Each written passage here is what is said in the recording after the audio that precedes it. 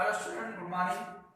आज आपको पढ़ाने जा रहे हैं नया पार्ट है रासायनिक बलगति केमिकल काइनेटिक्स। इसका लेक्चर नंबर आपका आज फर्स्ट है।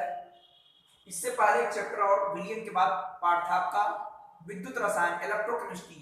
उस चैप्टर को इसके बाद पढ़ाएंगे। ठीक, जैसे विलियम में बहुत टाइम लगा ऐसे इलेक्ट्रोकेमिस्ट्री भी बहुत बड़ा पार्ट है और ये थोड़ा छोटा है तो ये पहले करा दे रहे। ये भी आपका अंक 5 अंक का आपका बोर्ड एग्जाम में आता है। इससे भी ठीक, जैसे विलियम चैप्टर भी आपका 5 नंबर में, ऐसे ये भी रासायनिक बलगति भी 5 अंक का है और आज आपको ये स्टार्ट करना है। ठीक है, फिर कॉपी पर आपको नोट भी करना है। पाठ का नाम है रासायनिक बलगति, हेडिंग में डाल दी रासायनिक बलगति। ये क्या है? ये भौतिक रसायन विज्ञान। वह रसायन विज्ञान आपके 3 भाग हैं, एक फिजिकल केमिस्ट्री और एक ऑर्गेनिक केमिस्ट्री और एक इनऑर्गेनिक। ये फिजिकल केमिस्ट्री है कि भौतिक रसायन विज्ञान की वह शाखा है जिसके अंतर्गत विभिन्न रासायनिक अपक्रियाओं के वेग का निर्धारण,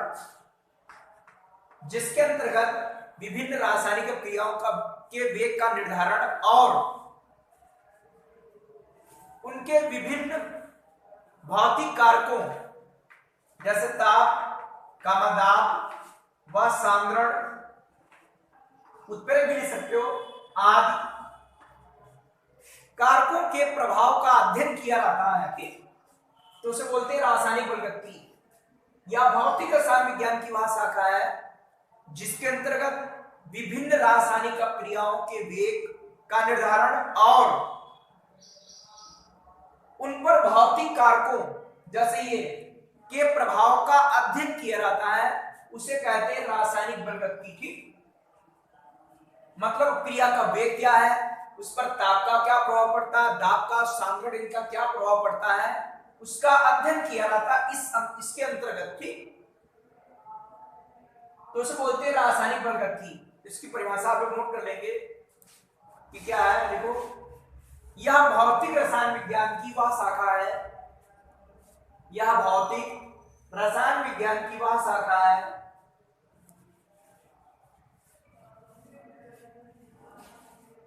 या भौतिक रसायन विज्ञान की वह शाखा है जिसके अंतर्गत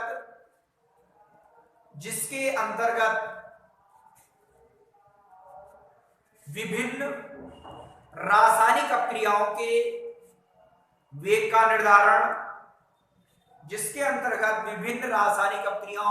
निर्धारण,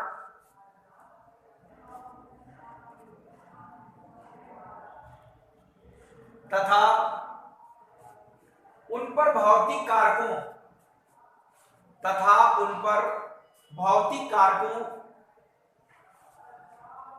ब्रैकेट में सकते हो जैसे ताप का मादाब व सांद्रण आदि, ब्रैकेट के अंदर लिख दीजिए जैसे ताप का मादाब व सांद्रण आदि, ब्रैकेट बंद,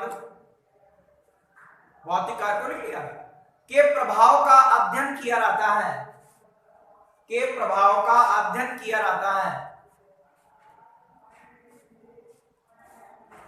ये तो आपका पार्ट हो गया कि केमिकल काइनेटिक्स क्या होती है, ये बता दिया आपको। ठीक,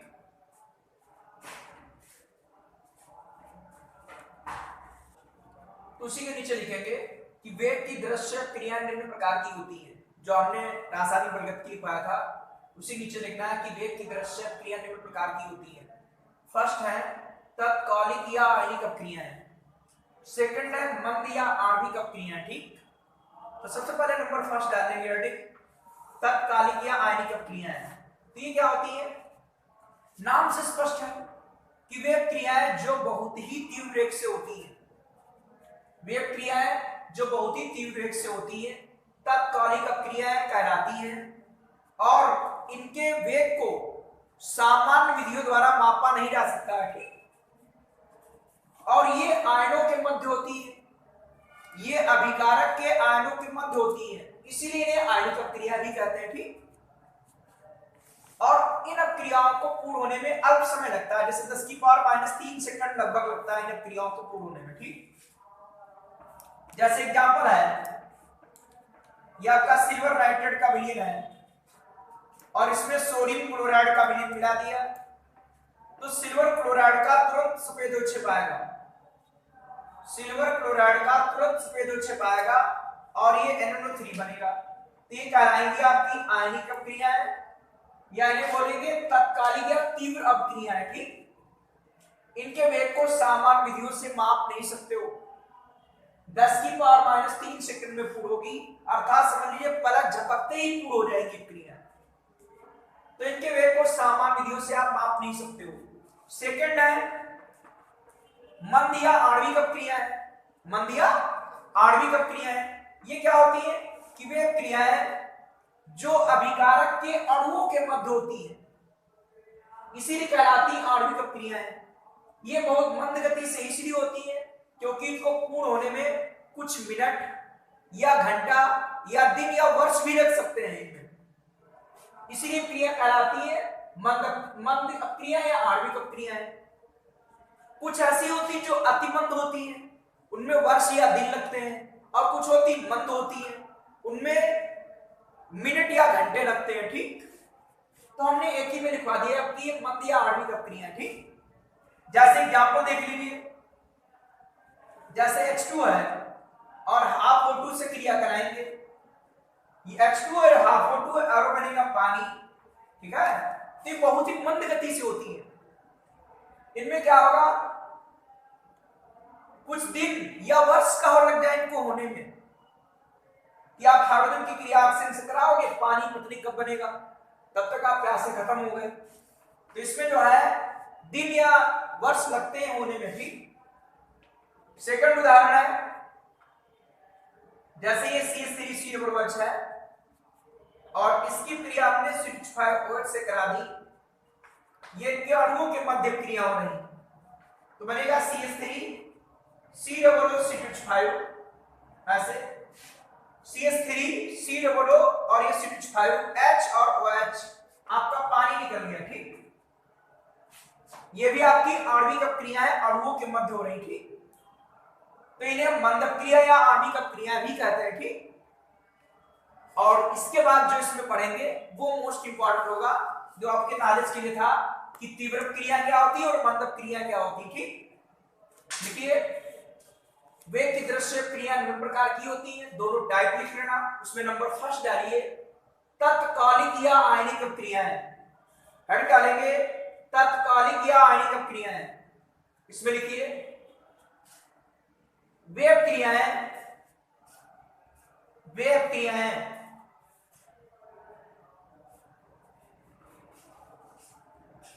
जो बहुत तीव्र वेग से होती हैं, जो बहुत तीव्र वेग से होती हैं,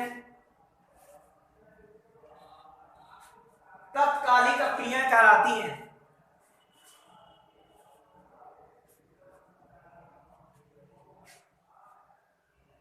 तत्कालिक अपक्रियाएं कहलाती हैं। इसके आगे और लिखिए ये क्रियाएं, ये भी गई, ये क्रियाएं अभिकारकों के आयनों के मध्य होती हैं। ये क्रियाएं अभिकारकों के आयनों के मध्य होती हैं। इस कारण इन्हें आयनिक अपक्रियाएं भी कहते हैं। इस कारण इन्हें आयनिक अपक्रियाएं भी कहते हैं।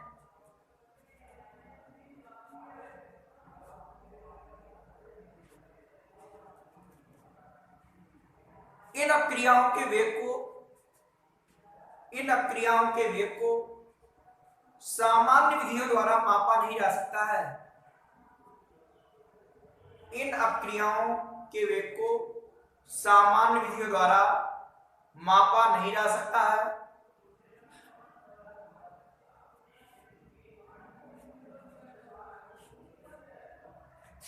ये क्रियाएं बहुत ही अल्प समय,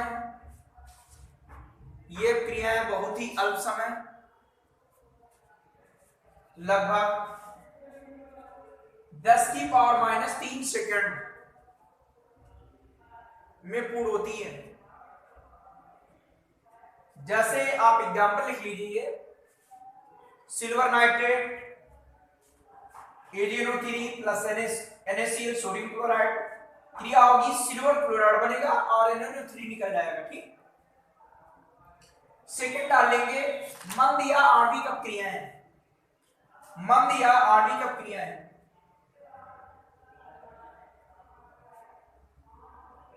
इसमें लिखिए वेब क्रियाएं, वेब क्रियाएं जो अभिकारकों के अणुओं के मध्य होती हैं, ये अणुओं के मध्य हो रही थी। वेब क्रियाएं जो अभिकारकों के अणुओं के मध्य होती हैं, आणविक क्रियाएं कहलाती है।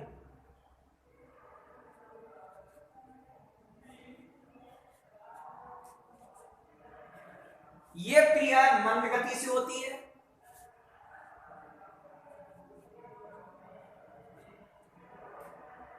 इस कारण इन्हें मंद क्रियाएं भी कहते हैं, इस कारण इन्हें मंद क्रियाएं भी कहते हैं।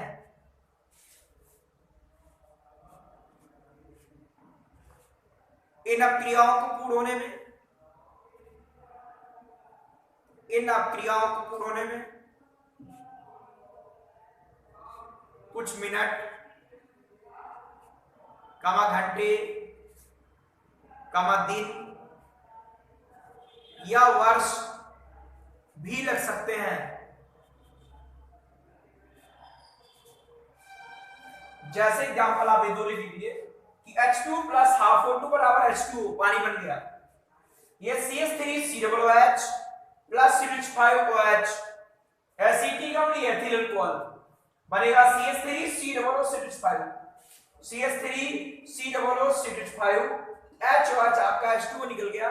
दोनों समीकरण आप नोट कर लेंगे, ठीक। ये आपका एसिटिक अम्ल है, ये आपका एथिल अल्कोहल है, एथिल एसीटेट बनेगा और पानी निकलेगा, ठीक।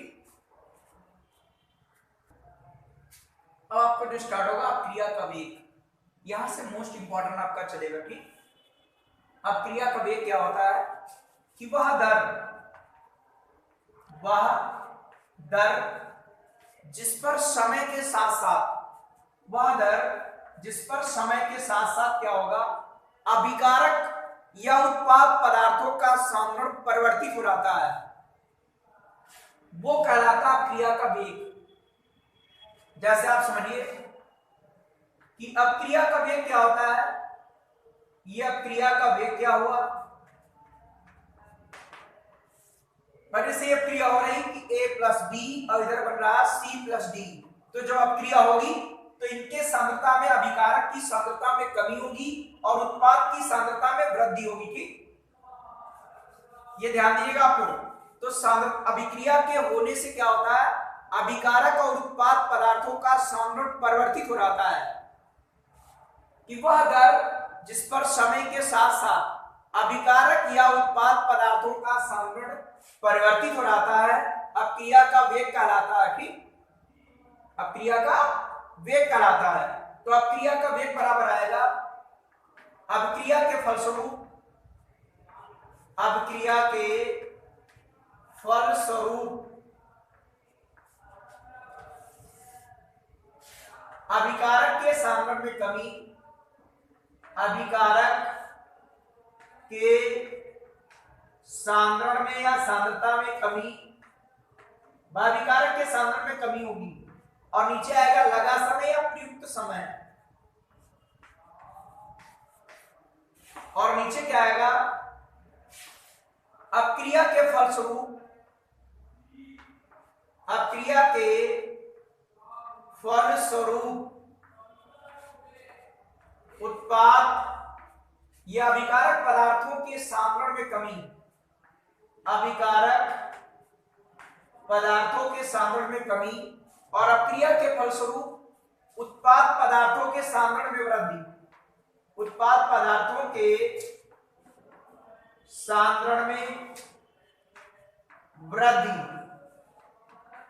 और अपान आएगा आपका प्रयुक्त समय या लगा समय, ठीक। आपको बताया था कोई क्रिया होगी तो अभिकारक पदार्थों की सांद्रता में कमी आएगी और उत्पाद पदार्थों की सांद्रता में वृद्धि होगी, ठीक। तो उसी के अनुसार इसकी परिभाषा है फिर अपक्रिया के वेग को 3 प्रकार से बताया जाएगा आपको, ठीक, कि अपक्रिया का वेग 3 प्रकार से हो सकता है। तो इसकी परिभाषा लिखिए आप लोग, अपक्रिया का वेग लिखिए, वह दर जिस पर समय के साथ साथ, वह दर जिस पर समय के साथ साथ अभिकारक या उत्पाद पदार्थों की सांद्रता परिवर्तित हो जाती है, वह दर जिस पर समय के साथ साथ अभिकारक या उत्पाद पदार्थों की सांद्रता परिवर्तित हो जाती है। अपक्रिया का वेग, अपक्रिया का वेग या अपक्रिया की दर कहलाती है, अपक्रिया का वेग या अपक्रिया की दर कहलाती है, ठीक। और नीचे सूत्र लिख लीजिए, अपक्रिया का वेग बराबर अभिक्रिया के फलस्वरूप अभिकारक पदार्थों के सांद्रण में कमी अपान लगा समय या प्रयुक्त समय, अपक्रिया के फलस्वरूप उत्पाद पदार्थों के सांद्रण में वृद्धि अपान प्रयुक्त समय, ठीक। इसका मात्रक क्या आएगा भाई, सांद्रता क्या होती है, मोल प्रति लीटर में, तो मोल लीटर इनवर्स हो गया, और समय के लिए आप लिख सकते हो टाइम इनवर्स, और अगर सेकंड में हो तो आपका हो जाएगा ये मोल लीटर इनवर्स और सेकंड इनवर्स, ठीक, या टाइम इनवर्स लिख सकते हो, ये इसका मात्रक है, ठीक। ध्यान रखिएगा, अपक्रिया का वेग आप फिर बता रहे हैं कि वह दर जिस पर समय के साथ साथ अभिकारक या उत्पाद पदार्थों की सांद्रता परिवर्तित हो जाती है, अपक्रिया का वेग या अपक्रिया की दर कहलाती है, ठीक। अपक्रिया का वेग बराबर ये लिखा, आपको बताया था जब कोई रासायनिक अपक्रिया होती है तो अभिकारक पदार्थों की सांद्रता में कमी होगी और उत्पाद पदार्थों की सांद्रता में वृद्धि होगी। जैसे ग्राफ बना रहे हैं हम आपको, ठीक, ग्राफ द्वारा समझा रहे हैं, ये सांद्रण है और यह क्रिया का वेग है,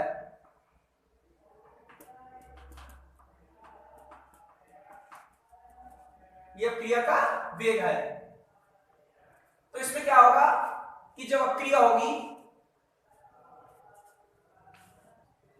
इधर सांद्रण लिखते हैं और इधर समय, ठीक, समय लिखते हैं समय के साथ साथ, क्योंकि यहां दिखाएंगे हम समय के साथ साथ सांद्रता कैसे हो रही है। तो हमने क्या बताया, देखो कि जब अपक्रिया होगी तो अभिकारक पदार्थों की सांद्रता में कमी होगी समय के साथ साथ। तो देखो जो कमी वाला ग्राफ है वो इस तरीके से बनता है, ठीक, इस तरीके से ग्राफ बनता चला आता कमी के लिए, आप बनाकर देखना। ये जो है अभिकारक के लिए ग्राफ है और उत्पाद की सांद्रता में वृद्धि होगी तो उत्पाद के लिए ग्राफ कैसा आएगा, इस तरीके से आएगा, बढ़ता हुआ, ठीक। ये उत्पाद के लिए ग्राफ है।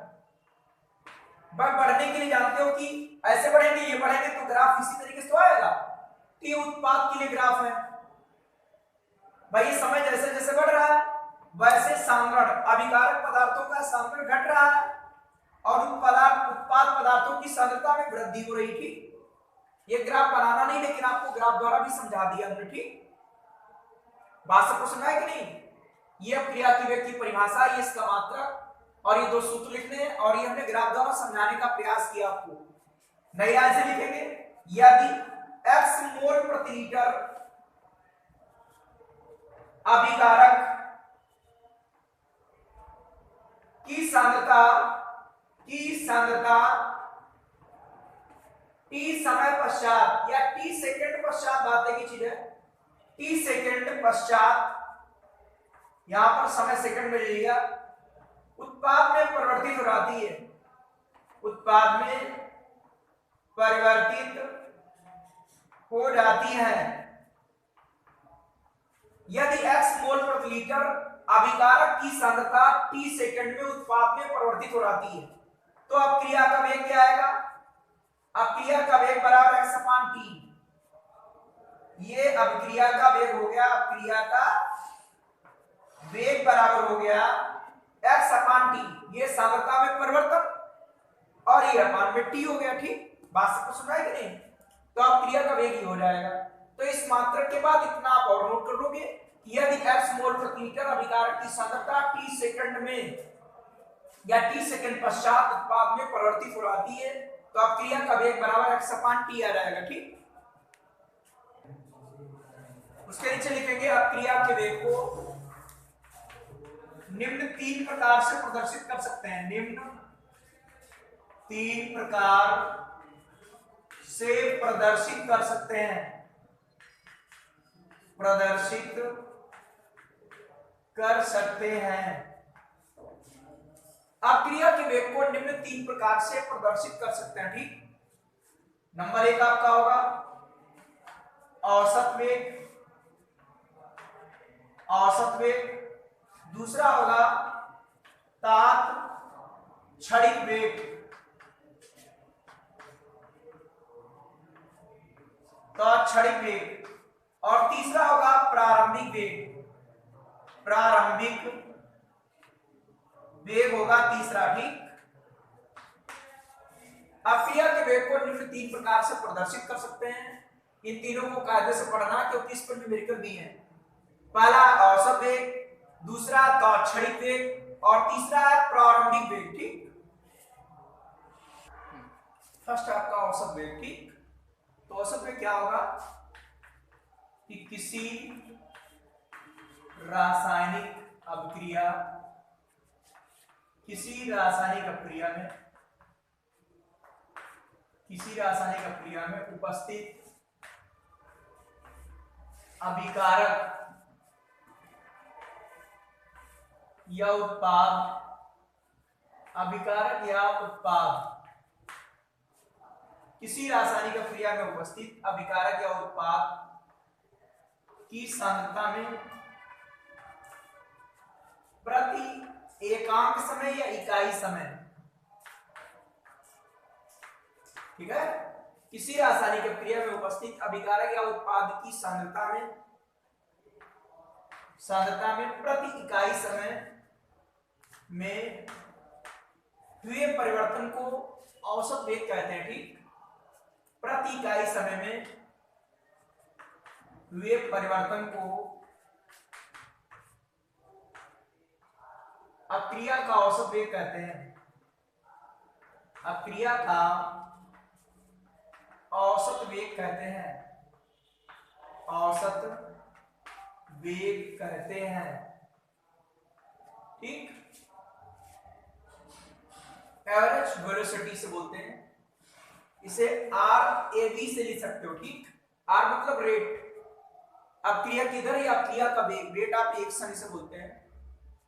इसे RAV से प्रदर्शित करके चाहो तो लिख सकते हो कि किसी रासायनिक अभिक्रिया में उपस्थित अभिकारक या उत्पाद की सांद्रता में प्रति इकाई समय में हुए परिवर्तन को अभिक्रिया का औसत वेग कहते हैं। ठीक, या ऐसे लिख सकते हो कि प्रति इकाई समय में, प्रति इकाई समय में किसी रासायनिक अभिक्रिया में अभिकारक या उत्पाद की सांद्रता में हुए परिवर्तन को कहते हैं औसत वेग, ऐसे लिख सकते हो। तो देखो अभिक्रिया का औसत वेग बराबर क्या आएगा, ये केवल लिख दीजिए। औसत वेग बराबर क्या आएगा, औसत वेग बराबर माइनस दिखाएंगे चूंकि अभिकारक की सांद्रता में कमी होगी, कि अभिकारक की सांद्रता में परिवर्तन, सांद्रता में परिवर्तन, और नीचे आएगा लगा समय, यानी परिवर्तन में लगा समय। ठीक, और ये माइनस क्या दिखाता है, माइनस दिखाता है अभिकारक की सांद्रता में कमी हुई है, प्लस उत्पाद की सांद्रता में वृद्धि, और नीचे परिवर्तन में लगा समय। ठीक, यह लगा समय, प्लस दिखाता है कि उत्पाद की सांद्रता में वृद्धि है, परिवर्तन यहां लिख दीजिए। चूंकि प्लस लिखा हुआ, प्लस का मतलब होता है कि वृद्धि हो रही है, और माइनस का मतलब अभिकारक की सांद्रता में जो परिवर्तन मतलब कमी हो रही है। ठीक, ये औसत वेग बराबर माइनस अभिकारक की सांद्रता में परिवर्तन, नीचे लगा समय, और औसत वेग बराबर प्लस उत्पाद की सांद्रता में परिवर्तन, नीचे लगा समय। मात्रक आपका जो क्रिया के वेग का मात्रक था वही रहेगा। ठीक, बात सबको समझ आएगी नहीं? कि माइनस चिन्ह क्या दिखाता है कि अभिकारक की सांद्रता में कमी हुई है, और प्लस दिखाता है कि उत्पाद की सांद्रता में वृद्धि हुई है। इसके नीचे लिख दोगे कि माइनस चिन्ह यह प्रदर्शित करता है कि उत्पाद की सांद्रता, अभिकारक की सांद्रता में कमी हुई है, और प्लस चिन्ह यह दिखाता है कि उत्पाद की सांद्रता में वृद्धि हुई है। ये लिख देंगे आप लोग। ठीक, मान लिया माना कोई एक रासायनिक अपक्रिया, माना कोई एक रासायनिक अपक्रिया इस प्रकार है, इस प्रकार है। ठीक, कि आर रिएक्टेंट और ये आपका पी प्रोडक्ट बनना उत्पाद। ठीक, तो अभिकारक के सापेक्ष, अभिकारक के सापेक्ष अपक्रिया का औसत वेग बराबर अपक्रिया के सापेक्ष, ठीक है, अपक्रिया के सापेक्ष अपक्रिया का औसत या औसत वेग बराबर क्या आएगा? माइनस, चूंकि अभिकारक के सापेक्ष है, और डेल्टा, और ये आपका active mass R. Active mass क्या होता है? मोलर सांद्रता। ये बड़े क्वेश्चन से व्यक्त करते हैं, इसको बोलते हैं मोलर सांद्रता। और डेल्टा दिखाता है कि इसकी सांद्रता में परिवर्तन, और अपान डेल्टा टी, ठीक, परिवर्तन में लगा समय। ये अभिकारक के सापेक्ष अपक्रिया का औसत वेग या औसत वेग ले सकते हो, और ये उत्पाद के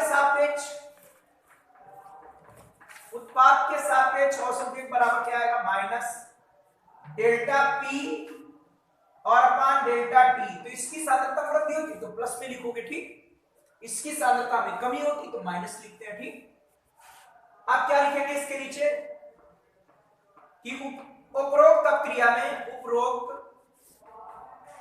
अपक्रिया में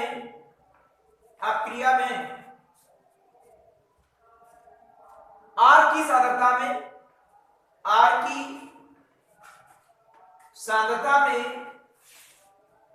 वृद्धि होती है, और पी की सांद्रता में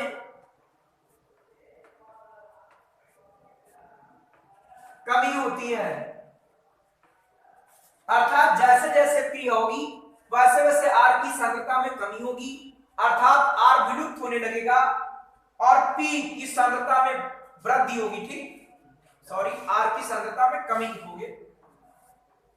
होती है और पी की सांद्रता में वृद्धि होती है। ठीक, ऐसे लिखेंगे। ठीक है, तो आर धीरे धीरे विलुप्त होने लगेगा और पी धीरे धीरे बनने लगेगा। तो यहां लिख सकते हो आर के विलुप्त होने की दर,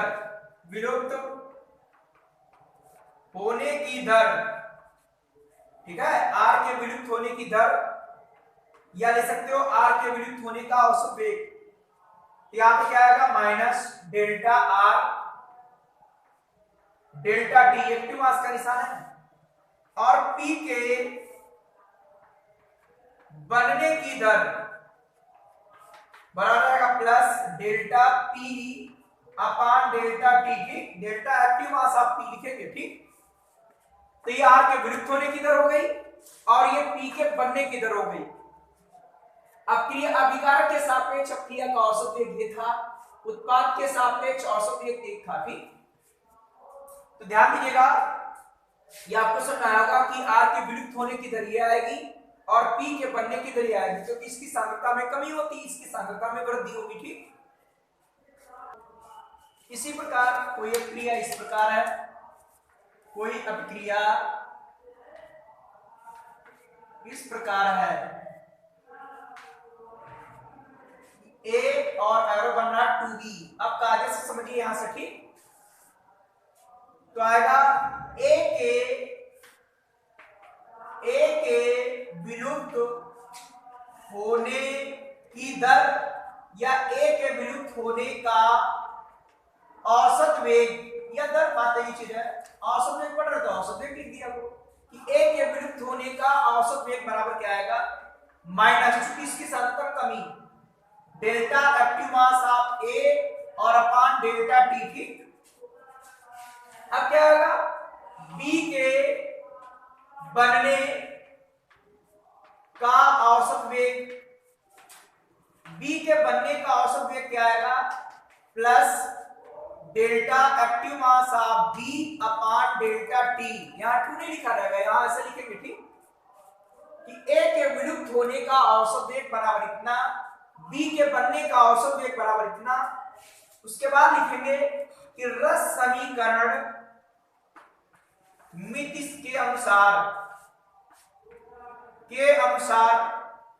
रस समीकरण मिति क्या होता है कि किसी रासायनिक अपक्रिया में अभिकारक और उत्पादों के मात्रात्मक संबंध को रस समीकरण मिति कहते हैं। कि किसी रासायनिक अपक्रिया में अभिकारक व उत्पादों के मात्रात्मक संबंध को रस समीकरण मिति कहते हैं, ठीक। तो रस समीकरण के अनुसार क्या होगा कि अपक्रिया का औसत वेग हमको निकालना हो, अपक्रिया का औसत वेग निकालना हो, औसत वेग बराबर क्या आएगा, यहां लिखेंगे इसके अनुसार क्या होगा कि ए के सापेक्ष क्या होगा minus delta A delta active mass of A upon delta T बराबर क्या आएगा। अब थोड़ा ध्यान दीजिए, प्लस आएगा 1/2 आएगा, ठीक, क्यों बता रहे हैं, delta active mass of B और अपान डेल्टा टी, ठीक, ये आएगा। ये ए के विलुप्त होने की का औसत वेग है और ये बी के बनने का औसत वेग है, और रस समीकरण के अनुसार क्या होगा, क्रिया का औसत वेग बराबर minus delta active mass of A upon delta T बराबर प्लस 1/2 क्यों हुआ बता रहे हैं, 1/2 delta B upon delta T, ठीक।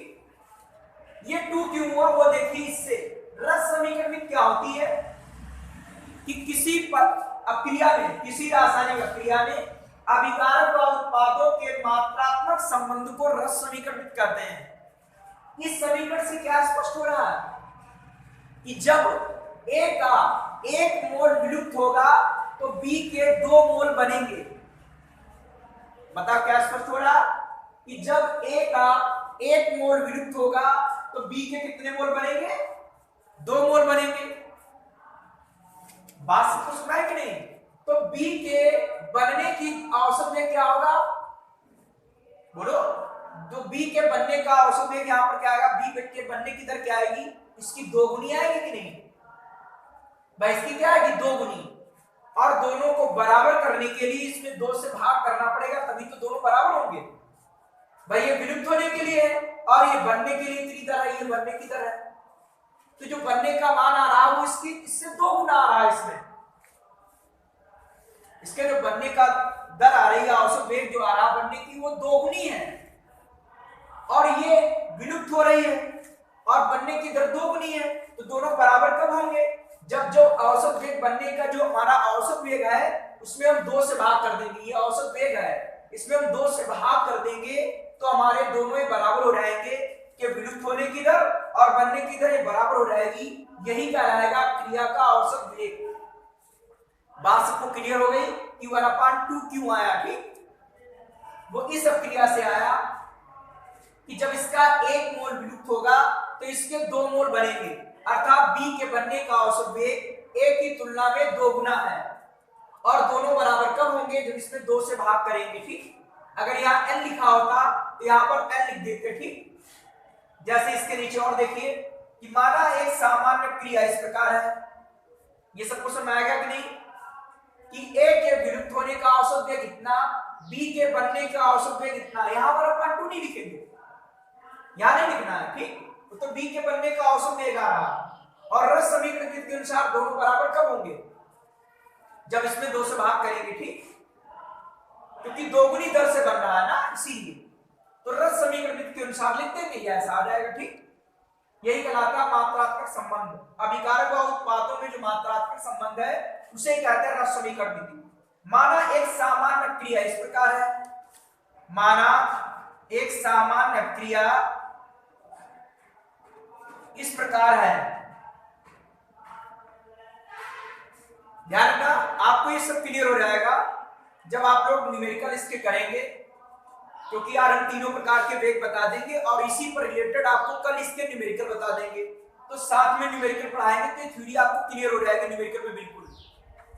तो माना एक सामान्य क्रिया इस प्रकार है, N1A plus N2B arrow M1C plus M2D, ये सामान्य क्रिया इस प्रकार है। तो A के विलुप्त होने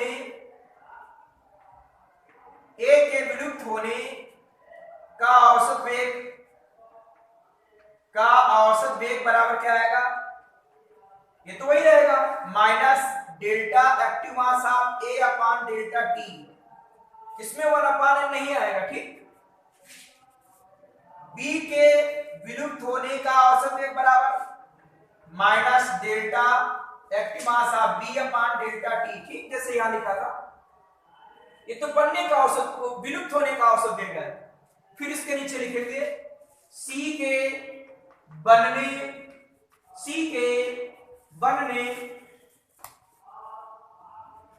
बनने का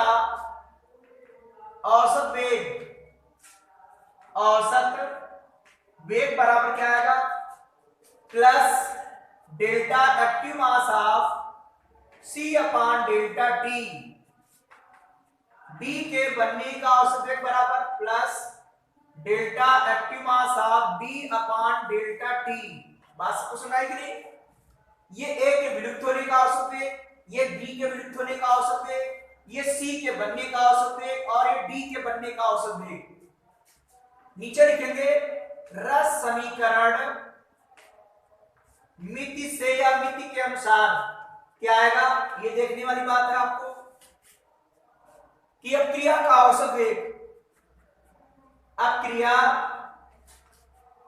का औसत वेग, इसको क्लियर तैयारी करेंगे क्योंकि इसी पर रिलेटेड आपको कल न्यूमेरिकल भी पढ़ाएंगे, जिससे आपको थ्योरी और क्लियर हो जाएगी। बताओ क्या आएगा औसत वेग, भाई ये आपका N1 है, क्या आएगा, माइनस तो चलेगा ही, 1/N1 क्या आएगा, delta active mass of A upon delta T बराबर minus 1/N2 delta active mass of B upon delta T। बात सबको सुनाई, बराबर क्या आएगा, plus 1/M1 active mass of delta C upon delta T बराबर plus 1/M2 delta active mass of B upon delta T। यह क्रिया का औसत वेग हो गया रस समीकरण के अनुसार, ठीक है, ये अपान में आ जाएगा। ये आपको बिल्कुल जैसे ही क्लियर किया था उसी तरीके से है, ठीक। इसका मतलब क्या हुआ कि N1 A मोल, ठीक है, N1 A मोल, और ये आपका M1 C M2D N2B, ये इनके अणुओं की संख्या है कि इसमें कितने अणु इसके भाग ले रहे हैं, इसके कितने अणु भाग ले रहे हैं, इसके कितने अणु भाग ले रहे हैं, इसके कितने अणु भाग ले रहे हैं, ठीक। बात सबको सुना है कि नहीं? तो इसके जैसे विलुप्त होने की दर N1 गुनी है, इसके बनने की दर M1 C गुनी है, ठीक।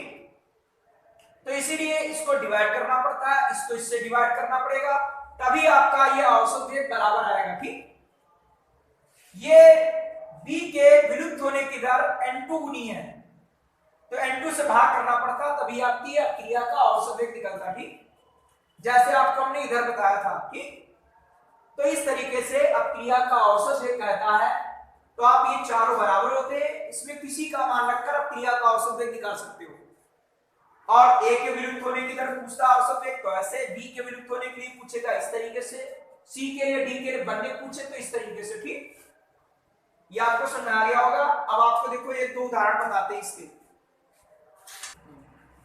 देख लीजिए एग्जांपल। जैसे ये क्रिया है कि H2 प्लस I2 और रिवर्सल आपका है 2HIA, ठीक। यार लिख दीजिए आपकी 2HI है, H2 प्लस I2 और 2HI। आप देख लीजिए H2 के विलुप्त होने की दर क्या आएगी, H2 के विलुप्त होने का औसत वेग क्या आएगा, बराबर minus delta active mass of H2 upon delta T, ठीक। और I2 के विलुप्त होने का औसत वेग क्या आएगा, minus delta I2 upon delta T। और HI के बनने का औसत वेग बराबर क्या आएगा, plus delta HI upon delta T। ये बेटा ध्यान रखना आप लोग कि 1/2 मत कर देना यहाँ पर, ठीक। ये तो बनने का औसत वेग है, बराबर नहीं कर रहे हैं। अब लिखेंगे रस समीकरण मिति से, रस समीकरण मिति के अनुसार या से minus delta H2 upon delta T बराबर minus delta I2 upon delta T बराबर plus 1/2 delta HI upon delta T। ध्यान रखिएगा आप लोग, 1/2 क्यों हुआ, क्योंकि देखो एक कोई तुलना करो, तो जैसे ये इसकी तुलना करो, इसमें रिलेशन निकालो कि जब इसका एक मोल या एक और विलुप्त होगा तो इसके दो बनेंगे। तो HI के बनने की दर, HI के बनने का औसत वेग H2 की तुलना में 2 गुना है, ये 2 गुना है। तो इसमें भैया इसके औसत वेग में हम 2 से भाग करेंगे, इसके बनने के जो हमारा औसत वेग है उसमें हम 2 से भाग करेंगे, तभी तो बराबर आएगा कि जो H2 के विलुप्त होने का औसत वेग है वो इसके बराबर जब आएगा जब हम इसमें 2 से भाग करेंगे, ठीक। तो इस प्रकार ये अपक्रिया का औसत वेग कहा जाता है, इसका प्रत्येक पद अपक्रिया का औसत वेग कहलाता है, ठीक। कि अपक्रिया का औसत वेग इसका प्रत्येक पद कहलाता है, ठीक।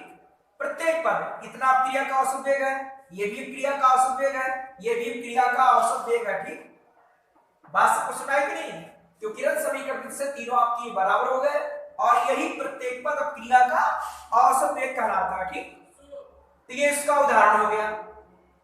अपक्रिया का औसत वेग आता परिभाषित करने के लिए ऊपर आप परिभाषा लिख दीजिए, कोई एक मानने वाला लिख दो और ये एक एग्जांपल दे देंगे, ये इसका एक उदाहरण हो गया, ठीक। उसके बाद सेकंड आपका तात्क्षणिक वेग हेडिंग डालेंगे, तात्क्षणिक वेग।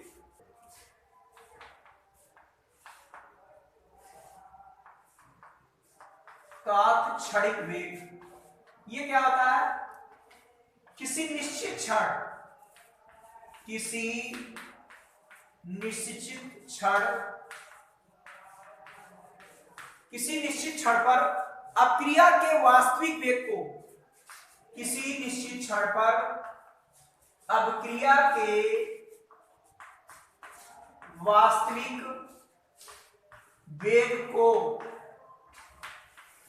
किसी निश्चित क्षण पर अपक्रिया के वास्तविक वेग को तात्क्षणिक वेग कहते हैं।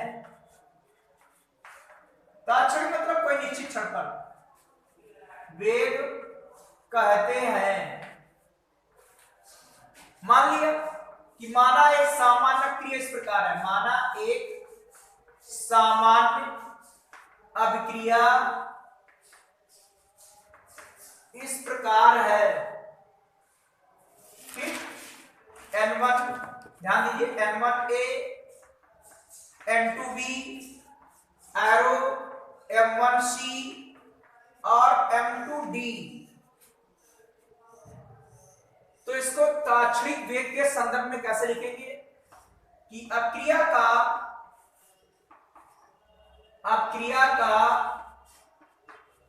तात्क्षणिक वेग बराबर क्या आएगा, माइनस ये अपान में आ जाएगा, अपक्रिया का लिख रहे हैं ना, जैसे औसत वेग लिखते थे, बस यहां पर आ जाएगा d active mass of A upon delta T नहीं लिखेंगे, dt लिखेंगे, dt क्योंकि कोई निश्चित क्षण है इसीलिए। बराबर क्या आएगा -1/n2, भाई ये विलुप्त हो रहे ना, D delta sorry F mass of B upon dt बराबर c के लिए क्या आएगा +1/m1 D active mass of c upon dt बराबर क्या आएगा +1/m2 D active mass of d upon dt। ठीक, ये प्रत्येक पद ताक्षणिक वेग है। ठीक, प्रत्येक पद माना एक सामान्य क्रिया इस प्रकार है। ठीक, उसके नीचे एक एग्जांपल देख लीजिए कि जैसे अब क्रिया आपकी ये है, अब क्रिया n2 + 3s2 और एरो आपका ns3 में ताक्षणिक वेग क्या आएगा, में तात्क्षणिक वेग। और अगर ऐसे पूछे कि ए के विलुप्त होने का ताक्षणिक वेग बराबर, तो सिर्फ इतने होगा माइनस और ये इतना। ठीक, ये वही होगा जैसे आप पीछे पढ़ रहे थे। ये तो आप क्रिया का ताक्षणिक वेग निकाल लें। ठीक, तो आप क्रिया में ताक्षणिक वेग बराबर क्या आएगा -dn2/dt। ठीक है, बराबर क्या आएगा -1/3, भाई 1/3 रहेगा, D active mass of h2/dt वही बिल्कुल सेम है, बस वहां डेल्टा चल रहा था, यहां पर टी चल रहा है क्योंकि एक निश्चित क्षण पर है इसीलिए। प्लस 2ns3 सॉरी बनेगा, तो +1/2 डी ns3 एक्टिव मास और नीचे dt। ठीक, बात सबको सुना है कि नहीं भाई, विलुप्त होने तो माइनस, विलुप्त होने तो माइनस, बनने के लिए प्लस। ठीक है भाई, इससे क्या स्पष्ट होगा, देखो कि इसके 2 मोल बनते हैं और इसका 1 मोल विलुप्त होता है, तो n2 के विलुप्त होने की दर तो यही है और ns3 के बनने की दर क्या थी, इतनी है, इतनी। तो n2 के विलुप्त होने की दर क्या है, इसकी तुलना में आधी है, तो बराबर करने के लिए इसको आधा करना पड़ेगा। या ऐसे समझ लो कि ns3 बनने की दर इसके विलुप्त होने की दर की तुलना में 2 गुनी है, तो बराबर कब होगा, जब इसकी दर में 2 से भाग करेंगे। ठीक, इसीलिए भाग किया जाता है। बात सबको समझ आ गई होगी, ये कहलाता है ताक्षणिक वेग। और तीसरा है प्रारंभिक वेग। प्रारंभिक वेग क्या होता है, उसमें क्या है, प्रारंभ में या t बराबर 0 समय पर अब क्रिया के वेग को प्रारंभिक वेग कहते हैं। ठीक, तो प्रारंभिक वेग फिर एक बार समझ लो, प्रारंभ में या t बराबर 0 समय पर किसी अपक्रिया का वेग, किसी अपक्रिया का वेग उसका प्रारंभिक वेग कहलाता है, उसका प्रारंभिक वेग कहलाता है। जैसे आप लिमिट पढ़ते हो कि 0 होता, तो प्रारंभ में या t बराबर 0 समय पर किसी क्रिया का वेग उसका प्रारंभिक वेग कहलाता है। मात्रक सभी के सेम है जो ऊपर पढ़ चुके हो। ठीक, ये ताक्षणिक वेग लिख लेना परिभाषा, ये सामान्य समीकरण ले ली, उसका ताक्षणिक वेग हो गया, ये एग्जांपल लिख दिया, उसका ताक्षणिक वेग हो गया, और ये प्रारंभिक वेग हो गया। अब आपको जो कल वीडियो मिलेगा वो तीनों पर आधारित न्यूमेरिकल के लिए मिलेगा। न्यूमेरिकल की कॉपी आपकी दूसरी है और थ्योरी के लिए दूसरी कॉपी है। अगला जो वीडियो मिलेगा वो तीनों प्रकार के न्यूमेरिकल पढ़ेंगे, वहां पर ये चीजें फिर क्लियर हो जाएंगी। ठीक।